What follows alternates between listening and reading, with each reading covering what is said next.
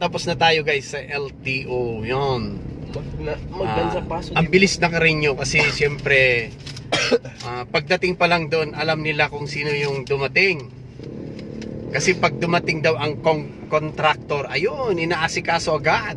Kaya ang bilis inayos ang renewal ng aking sasakyan. Yan. Alam nila contractor kasi ang tao eh. Di ba guys? Bye-bye. Bilis natin guys, nandito na tayo banda ng Bayan ulit. Bayan Novaliches, Quezon City. Ay, Novaliches. O, diba guys? Wow. Bilis natin, no? Traffic. Wow, ma-traffic. Ito ngayon ang traffic. Grabe ang traffic dito. Ha ha ha. Pag unigam ganda Abutin tayo ng siyam-siyam.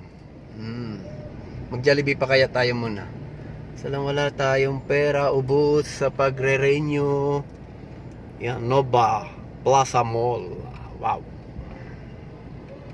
Ito yung Novaliches. Mabuhay Novaliches, Congressman. Yan, dito tayo sa kanto ng Novaliches Bayan. Going left or right? Left or right? Right? Nagado problema ng ubing. Ano? Awan di ko na nakakita na. So namang problema yung bata doon, oh.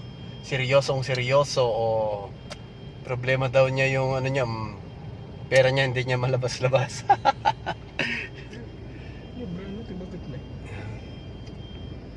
Ang hirap dito. Noon din, dumaan tayo dito sa sinasabi nila para hindi tayo traffic shortcut, pero traffic pa rin, tingnan niyo, traffic pa rin dito.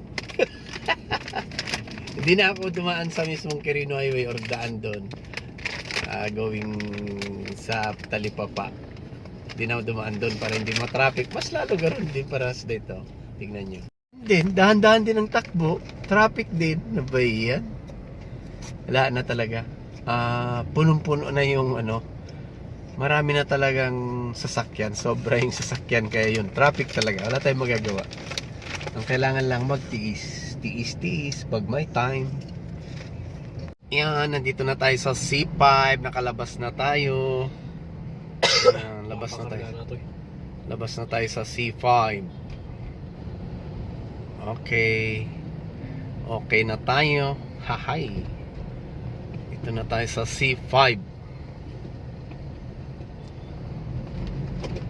Okay. Out na tayo may John. Takbo.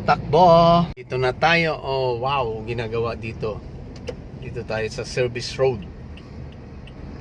Papasok tayo dito sa service road.